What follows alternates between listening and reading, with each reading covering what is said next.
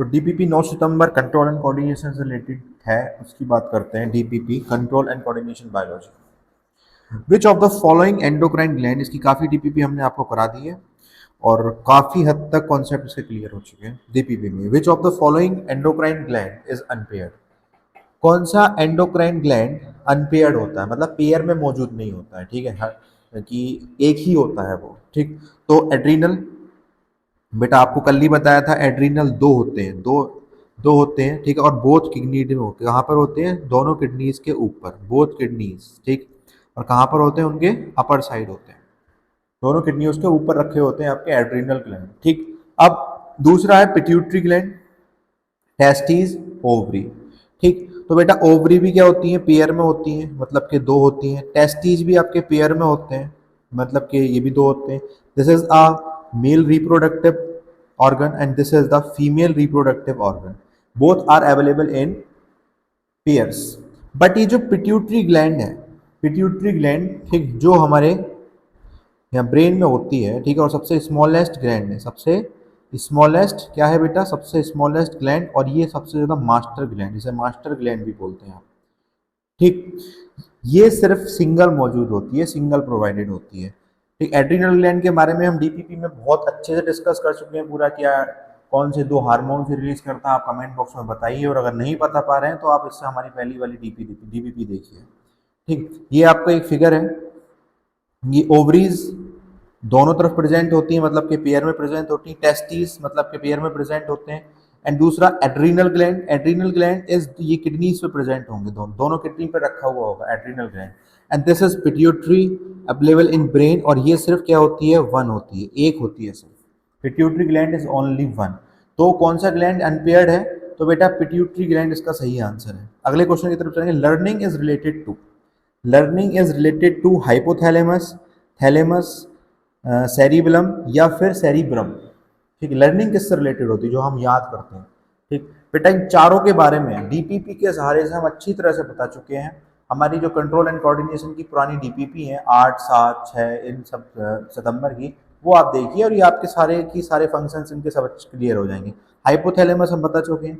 Hypothalamus, thalamus, thalamus बेटा reproduction से related होता है, किससे? रिप्रोडक्शन प्रोसेस से रिलेटेड होता है थैलेमस, ठीक। Cerebellum, cerebellum control and coordination से रिलेटेड होता है, किससे? कंट्रोल एंड कोऑर्डिनेशन, सेंटर है कंट्रोल एंड कोऑर्डिनेशन का, क्या करता है? सेंटर है कंट्रोल एंड कोऑर्डिनेशन का। अगर आप सीधे चल रहे हो, ठीक है, स्ट्रेट चल रहे हो, बैलेंस करते हुए चल रहे हो, सीधे वॉक कर रहे हो, तो then it is due to cerebellum, ठीक।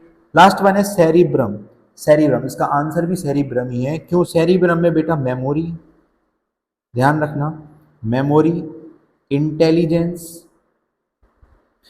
ठीक, आईक्यू एटसेट्रा, ये सारी की सारी चीज़ें, लर्निंग, लर्निंग भी इसमें आ जाती है, जो आपके क्वेश्चन में पूछना है, मतलब सोचने समझने की शक्ति।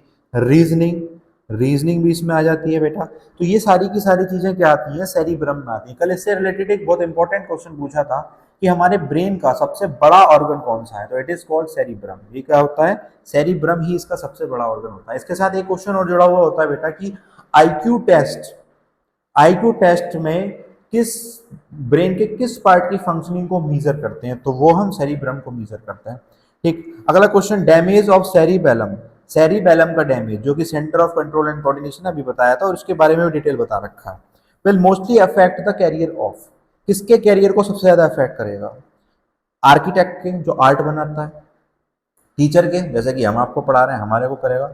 लाइब्रेरियन, एथलीट, टीचर के साथ तो सबसे बढ़िया क्या है? सेरिब्रम, टीचर का दोस्त समझ लो आप, बच्चे और टीचर का दोस्त समझ लो सेरिब्रम, ये इससे कुछ नहीं होना चाहिए, ठीक। लाइब्रेरियन या फिर एथलीट, बेटा होता तो सबका डिफरेक्ट है, सब की चारों के चारों का कुछ ना कुछ गड़बड़ होगा जब ये सेरिबेलम डिस्टर्ब होगा तो।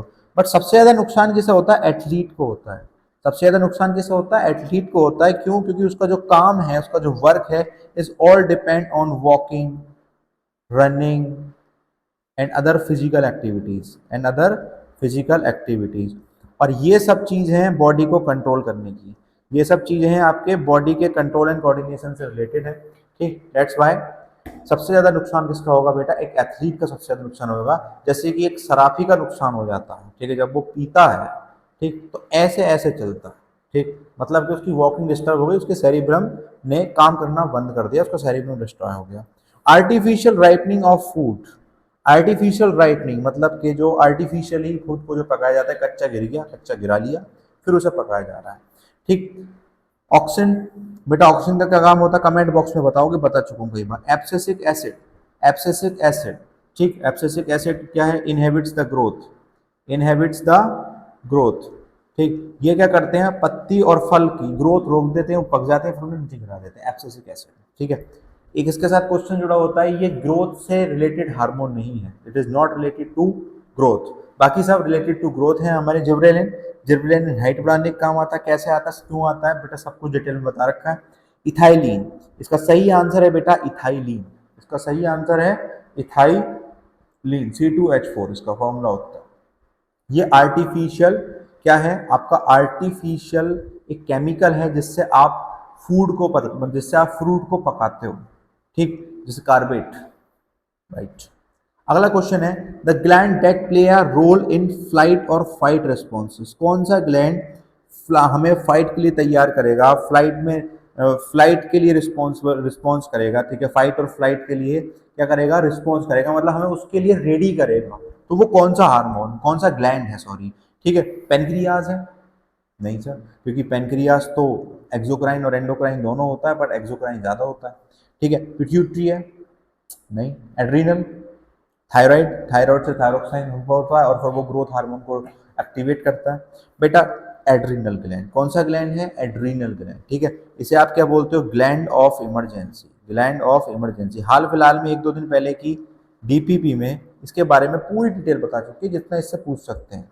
ठीक है, तो ग्लैंड ऑफ इमरजेंसी इसे बोलते हैं, इससे 2 हार्मोन्स और सीक्रेट होते हैं, ग्लूकाकॉर्टिकॉन और एड्रेनालाइन, ठीक, दोनों के बारे में पढ़ना। इससे पहले की जो डीपीपी है सारा का सारा कंट्रोल एंड कोऑर्डिनेशन से रिलेटेड, ठीक, जितनी भी आपकी टर्म्स हैं कि सेरिबेलम, थैलेमस, हाइपोथैलेमस, इन सब के बारे में डिटेल्ड जानकारी दी हुई है। ठीक, आप हमारे पिछली डीपीपी में जाकर देख सकते हैं, और डीपीपी ये सारी की सारी प्रीवियस ईयर है बच्चों, ऑल आर प्रीवियस ईयर, ठीक, ऑल आर वेल रिसर्च्ड, तो आप इन्हें इग्नोर मत करिए। और इसके एक क्वेश्चन में कई सारे क्वेश्चन छुपे हुए होते हैं, ठीक है, होता तो एक MCQ है, बट हम उन चारों पॉइंट्स के बारे में डिस्कशन कर रहे होते हैं। Thank you.